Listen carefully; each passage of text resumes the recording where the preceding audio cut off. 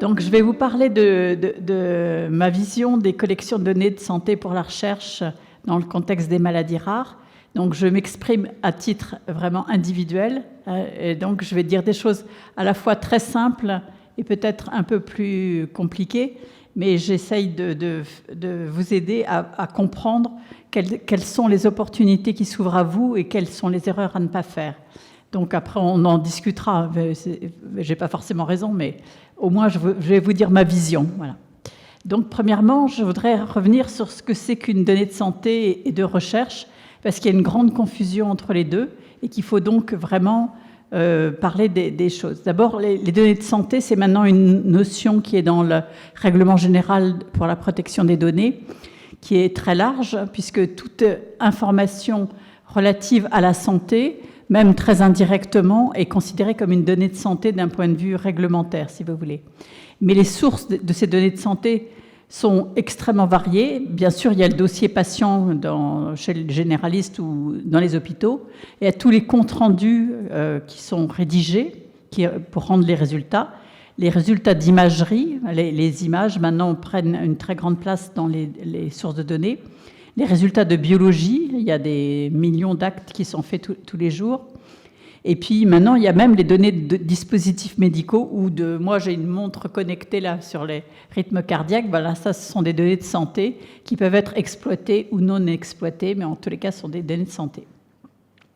Et il y a à l'intérieur de toutes ces données, il y a deux types de données, les données structurées qui sont vraiment structurées pour la recherche et celles qui ne sont pas structurées, mais qui pourraient quand même servir à la recherche. Donc il faut bien distinguer les deux.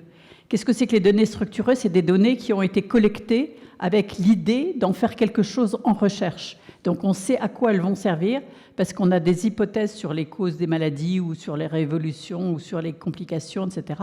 Donc on a une vision, on la traduit en questions et on récolte les données attachées à ces questions. Et donc c'est vraiment l'instrument idéal pour la recherche parce qu'elles sont directement utilisables.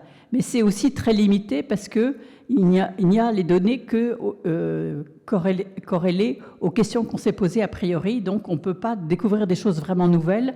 On peut juste récolter ce à quoi on avait pensé.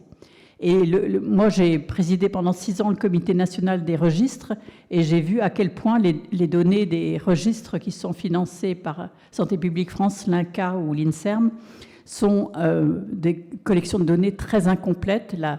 L'exhaustivité n'était jamais réalisée et on sait quand on est épidémiologiste à quel point ça limite évidemment les exploitations. Et donc, l'actualisation est très, très problématique et on ne sait jamais si les patients sont toujours en vie ou pas en vie, etc. On ne sait vraiment pas bien, finalement, quelle est la qualité des données. Puis ensuite, il y a les données non structurées pour la recherche, ce qu'on appelle aussi les données de vie réelle, qui sont les données de soins ou administratives de toute origine, qui, elles, sont collectées pour autre chose que la recherche. Elles sont collectées parce qu'on en a besoin pour facturer, parce qu'on en a besoin pour gérer la qualité, parce que pour savoir quelles sont l'activité des centres, etc., etc.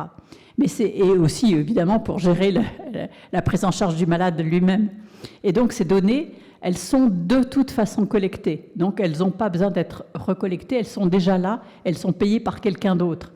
Et ces données, évidemment, elles ont un grand intérêt pour la recherche, même si elles ne sont pas bien formatées pour répondre à des questions de recherche.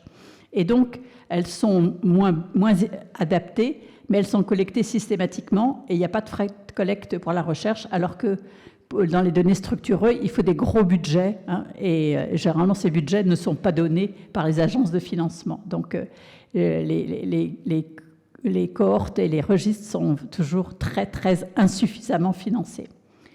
Ensuite, donc, il y a les types de collection de données. Donc, il y a les registres et les cohortes, on vient d'en parler, ou qui sont supposés faire un enregistrement systématique exhaustif de données formatées. Mais il y a aussi donc les entrepôts de données de santé qui sont les structures qui ont des données de vie réelle. Mais quand on parle d'entrepôts de données de santé, ça veut dire que ces données de vie réelle ont été reformatées pour pouvoir être exploitées en recherche. Donc c'est une étape ultérieure que doivent réaliser les institutions qui ont des données de santé médico-administratives pour les rendre utilisables en recherche. Et pour ça, elles doivent être soit anonymisées, soit pseudonymisées. Et elles doivent être surtout à des standards pour leur utilisation, dont on va parler, des standards sémantiques en termes de qu'est-ce que la donnée veut dire et en termes de standardisation technique également. Et donc, il faut, pour les entrepôts de données de santé, avoir une certaine capacité technique de mise à disposition, parce que mettre à disposition, il y a des tas d'obligations pour que ce soit utilisable par l'utilisateur et que ça réponde à la réglementation. Et puis, il y a une gouvernance qui doit être aussi au standard. Les données doivent être protégées et il y a des conditions pour y accéder, etc., etc. Donc, ça demande une vraie organisation pour ces entrepôts. Et donc, il faut aussi des moyens pour constituer des bons entrepôts de données de santé utilisables.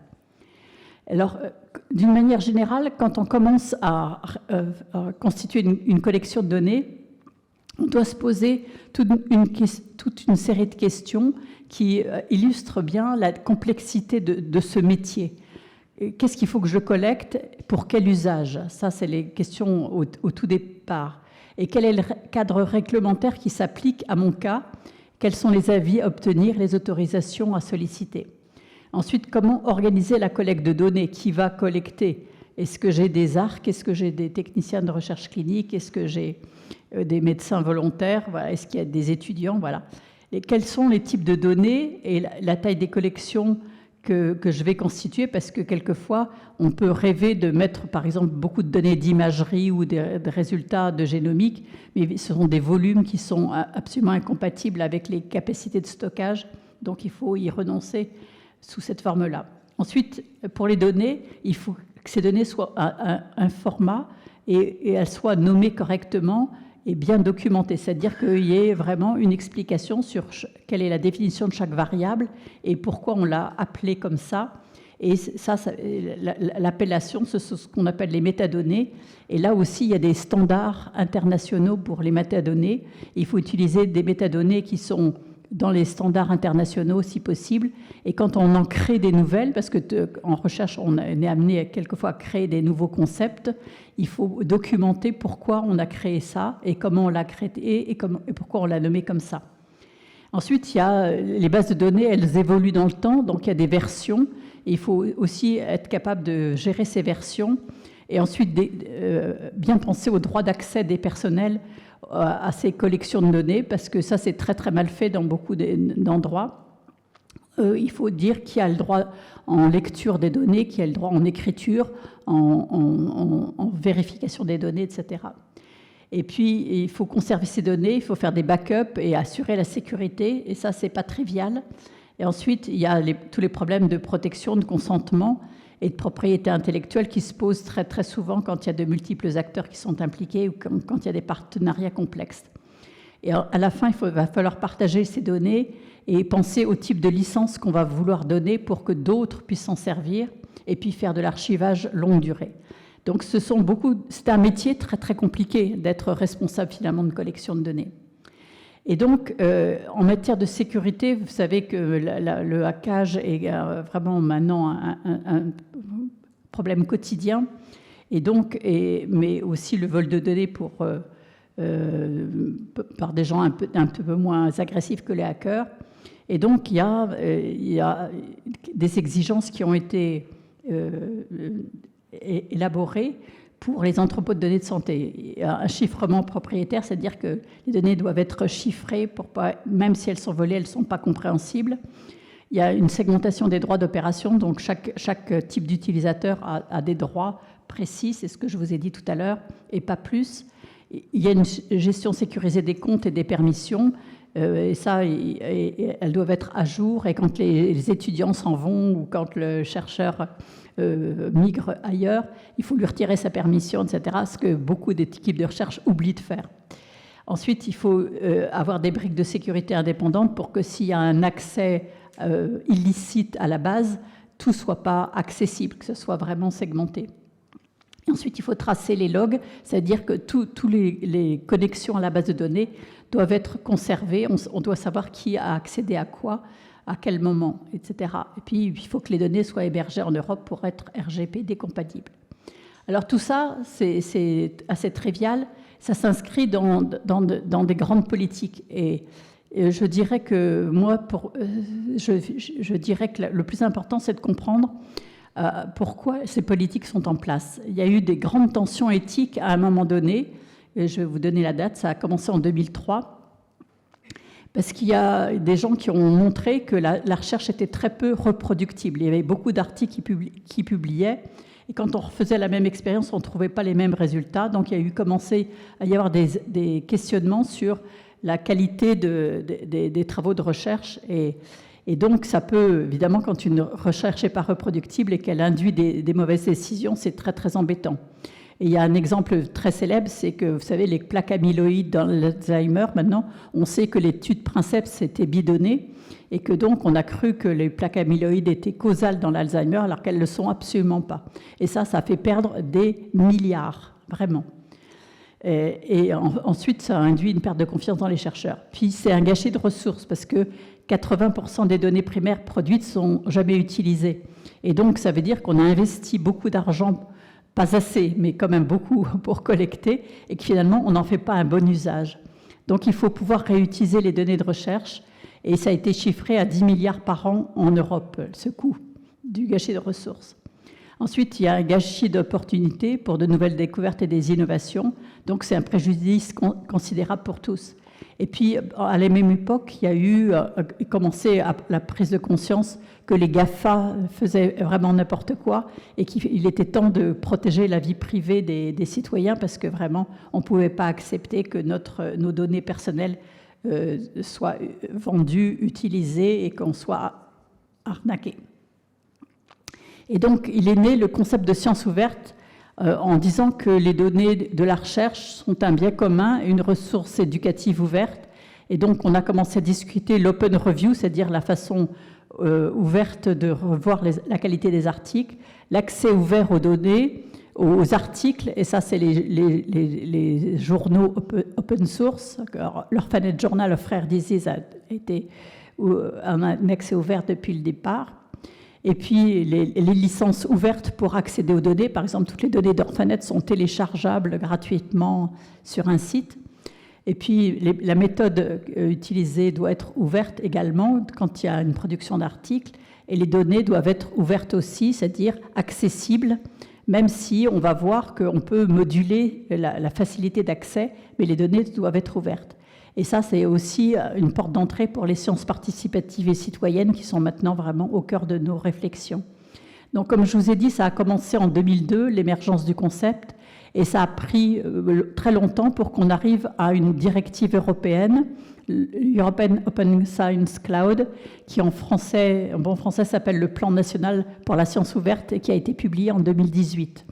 Et donc, dans ce plan, il est demandé que toutes les données de recherche soient findable, accessible, interoperable et reusable. Ça veut dire que vraiment, on doit les trouver, elles doivent être accessibles, interopérables et réutilisables.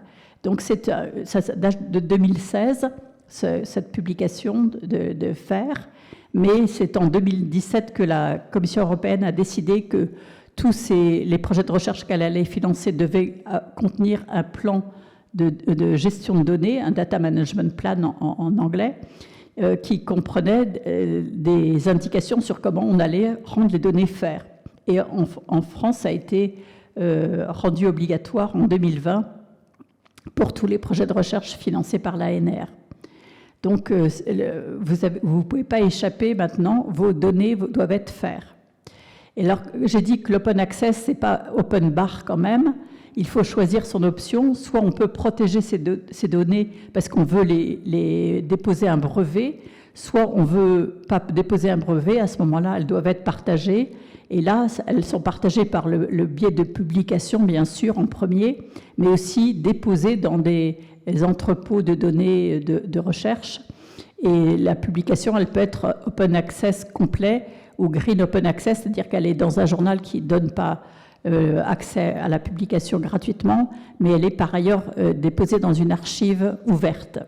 Et puis, si les données de recherche doivent être quelque part où elles sont accessibles. Et là encore, elles peuvent être soit complètement ouvertes, soit il y a des restrictions et il y a plein de licences qu'on peut choisir pour protéger ces données. Donc, je dirais que la politique de la science ouverte, ses avantages sont évidents, mais il y a aussi des résistances très fortes psychologiques et tout le monde veut rester propriétaire de ces données, ce qui n'a aucun sens. Et c'est vraiment un concept complètement dépassé. Et de toute façon, la loi, maintenant, vous oblige à partager. Donc, il faut que vous sortiez de votre tour d'ivoire. Et donc, pour répondre à toutes ces tensions, il y a eu l'adoption de ce règlement général pour la protection des données, le RGDP, et qui dit que les données maintenant doivent être collectées avec parcimonie quand ce sont des données de santé, parce qu'elles sont évidemment dangereuses si elles sont disséminées, il faut protéger les citoyens. Mais il faut que il y a une exception pour la recherche, si vous voulez, à condition que la collecte soit limitée pour répondre vraiment à une question de recherche qui a un intérêt de santé publique ou un intérêt médical ou un intérêt général évident. Et il faut aussi que ces données soient intègres et bien protégées au niveau de la confidentialité, c'est-à-dire bien protégées par la pseudonymisation ou l'anonymisation. Et il y a aussi des limitations à la conservation et à la façon de les traiter que j'ai déjà décrites. En France, on a transposé le RGPD, mais on a un organisme qui s'appelle la CNIL, qui était très ancien, qui a maintenant, ils n'ont pas fêté leurs 50 ans, je crois, récemment, ou 60 ans même. Voilà, donc, et ils ont rajouté des conditions en plus du règlement général. Donc en France, on est le pays d'Europe à être le plus exigeant. Et franchement, je vous le dis entre vous et moi, hein, puisque c'est confidentiel, eh bien, je ne trouve pas que c'est une bonne idée ce que fait la CNIL. Voilà, c'est trop. Mais donc, ils ont fait quand même un effort pour catégoriser, avoir des méthodologies de référence. Mais quand même, on a beaucoup de problèmes avec la CNIL pour qu'il n'y ait pas des oppositions à certains projets de recherche qui pourtant ne posent aucun problème. Bon, ensuite, je vais regarder tous ces concepts à l'aune des registres maladies rares. Alors, je vous ai dit, il y a deux grandes sources de données, les données formatées pour la recherche, celles des cohortes et des registres, et puis il y a celles des entrepôts de santé qui ont des données de vie réelle qui sont formatées pour une exploitation future en recherche. Et il faut jouer la complémentarité parce que il y a des gens qui opposent les deux approches en disant vraiment on ne peut pas faire de la bonne recherche avec des données de vie réelle, c'est complètement idiot. On peut faire la recherche moins fine si vous voulez, mais elles apportent des indications qu'on ne peut jamais avoir avec les registres. Par exemple, si vous avez une collection de données où vous ne savez pas si vos patients sont vivants ou morts, si vous avez les données des causes médicales de décès, ben vous pouvez savoir si les gens sont vivants ou morts. Si vous voulez travailler sur combien de temps ont mis les gens à arriver jusqu'à votre registre et avant, qu'est-ce qui s'était passé, est-ce qu'ils avaient eu des examens médicaux qui étaient en lien avec leur maladie, vous pouvez, dans les données de vie réelle, avoir des réponses. Si vous voulez regarder si les soins pour une maladie pour laquelle vous avez fait des recommandations sont également réalisés sur tout le territoire, vous pouvez avoir une réponse avec les données de vie réelle, etc., etc. Donc, ça permet de documenter tout ce qui se passe et d'identifier aussi des effets non anticipés, en particulier en pharmacovigilance, par exemple, ou quand il y a des innovations dans les dispositifs médicaux ou des nouvelles interventions.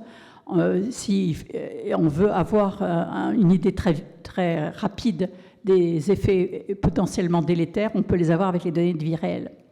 Et donc, les registres et les cohortes ont tout intérêt à être interfacés avec les autres bases de données, non seulement les entrepôts de données de santé, mais également maintenant, il y a plein de données d'environnement. Par exemple, moi, je me suis beaucoup occupée de surveillance des malformations congénitales. Et là, vraiment, on a maintenant des cartes très précises des sites industriels, la consommation des pesticides, etc., etc. Donc toutes ces données sont disponibles pour des études épidémiologiques qui seraient infaisables si on devait faire les études épidémiologiques de grand-mère comme j'ai fait moi dans le temps. Voilà, donc il y a vraiment une complémentarité très intéressante. Et donc c'est gagnant pour moi pour le futur. Alors, mais j'espère que je vous ai quand même persuadé que le cadre réglementaire n'autorise plus l'amateurisme. Les bases de données, les registres, par exemple, maladies rares actuellement, ne sont pas aux normes technologiques et ni sémantiques pour être considérés comme des bases de données sérieuses. Et donc, je pense que c'est en grande partie aussi parce qu'elles sont très sous-financées, mais elles ne peuvent pas par elles-mêmes se mettre au standard exigé. C'est devenu trop technique, si vous voulez. Et donc, il faut profiter des infrastructures qui sont développées par d'autres et adosser ces collections de données pour la recherche à des entrepôts solides et en profiter. Parce que, évidemment, les données, elles peuvent être gérées dans une autre infrastructure et pourtant, vous gardez la main dessus parce que vous définissez quelles sont les règles d'accès, quelles sont les règles d'usage, etc. Et là, vous économisez de l'argent et vous bénéficiez de compétences qui sont très rares et très chères. Et les gens dans ces métiers nouveaux qui sont apparus n'acceptent pas les salaires du public. Et donc, si vous ne les payez pas bien, ils ne vont pas venir. Donc, c'est très, très difficile. Donc, pour ça, je conseillerais vraiment vivement que tous les registres migrent vers des plateformes de données de santé solides. Alors, je vais vous parler brièvement du Health Data Hub, où j'ai le bonheur de travailler un petit peu. C'est un GIP qui est dédié à la réutilisation des données de santé, donc exactement ce dont j'ai parlé. Et son objectif, c'est d'accélérer, de faciliter l'accès aux données de santé en France.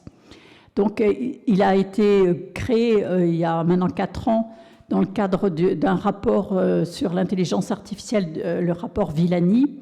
Et aussi, c'est un projet phare de la stratégie nationale pour l'intelligence artificielle et l'une des actions de la feuille de route numérique en santé de l'État. Donc, ce qui avait été demandé originellement à ce GIP, c'était d'être un guichet unique sur les données de santé en France, d'offrir une plateforme sécurisée et à l'état de l'art à tous les acteurs qui en auraient besoin, et d'offrir un catalogue de données incluant des plus larges bases de données médico-administratives au monde, parce que la France étant très centralisée, nous avons 95% de tous les données de santé de tous les citoyens, ce qu'aucun pays au monde n'a. Il faut voir que nous, c'est vraiment l'Eldorado pour les gens qui voudraient exploiter les données de santé. Donc, le HDH essaye d'offrir un accompagnement de bout en bout. Et qu'est-ce qu'ils font? Ils accueillent dans un guichet unique, ils ont ce catalogue de données, ils ont une plateforme sécurisée à l'état de l'art, et ils sont maintenant plus de 90, donc ils ont un gros budget, voilà. Donc c'est une structure solide. Et donc le guichet unique, il sert essentiellement à aider les chercheurs à trouver comment obtenir les autorisations et à préparer les dossiers pour être soumis au CESRES, qui est le comité éthique et scientifique pour l'évaluation, et à la CNIL. Et ça, c'est vraiment un grand service parce que c'est une horreur de préparer ces dossiers. Et puis, il y a une offre de services de données disponibles pour les projets. Disons que l'essentiel, c'est l'accès au SNDS. Qu'est-ce que c'est? Le Système national des données de santé, qui comprend trois grandes bases principales. La base principale qui est la base de remboursement des soins. J'ai pas.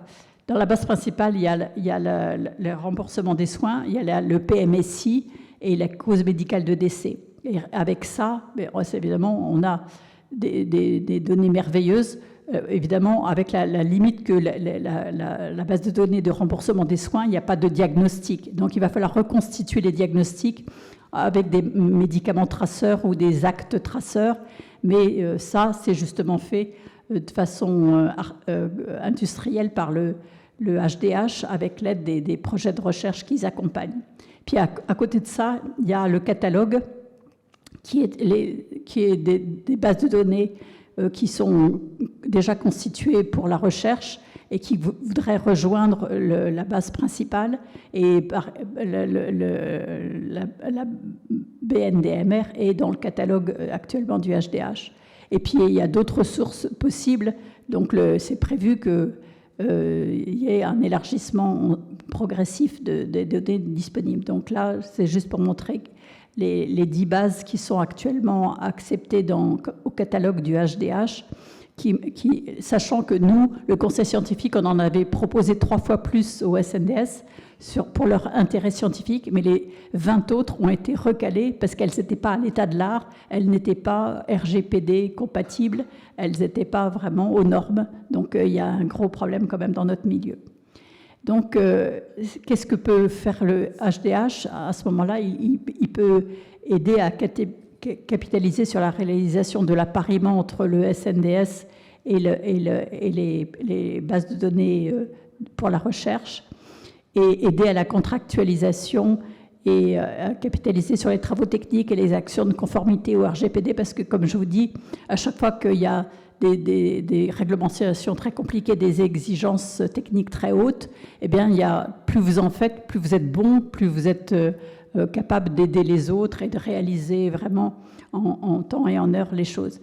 Et donc, plutôt que chacun apprenne de ce côté dans chaque petit établissement, c'est quand même mieux qu'il y ait un centre de savoir qui se développe et qui ensuite peut faire des formations et aider les gens.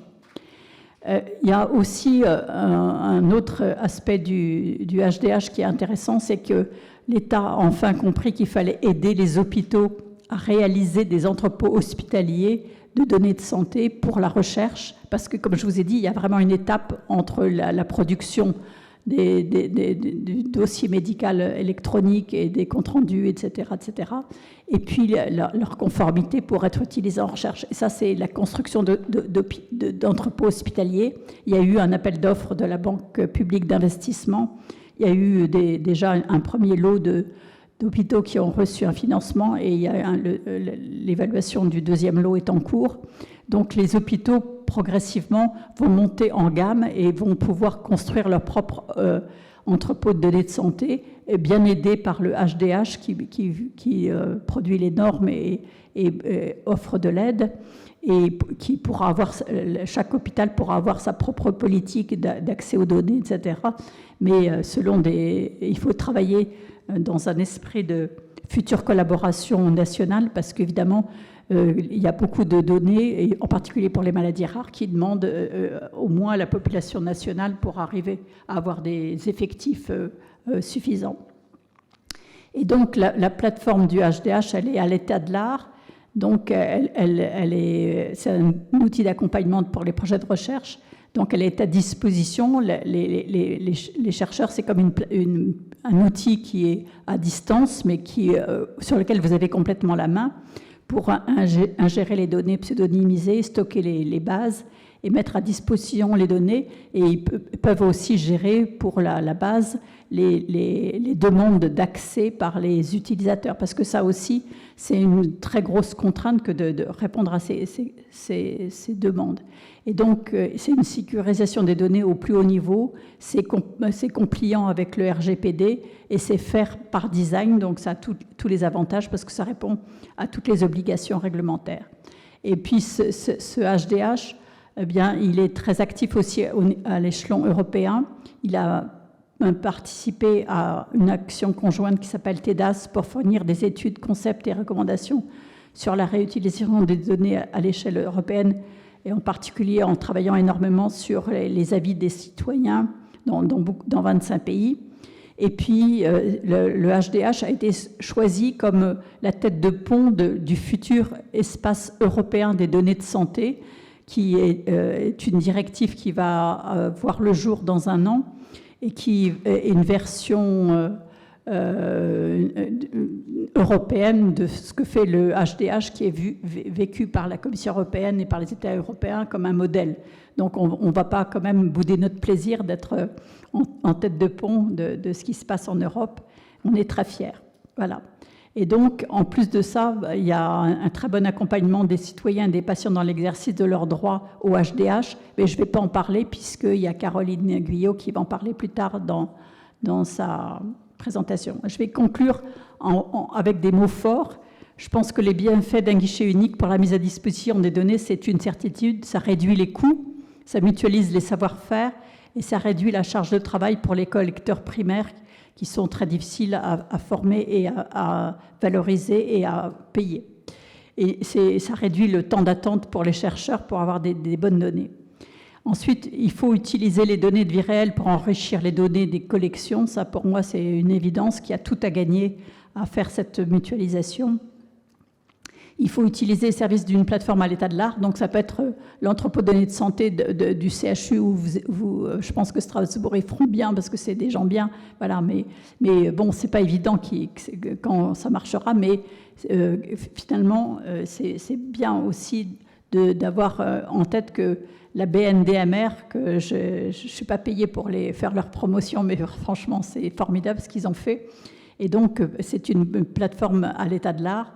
Et donc, vraiment, toutes les collections, pour moi, des registres maladies rares devraient être adossées à Bambara, adossées à la BNDMR.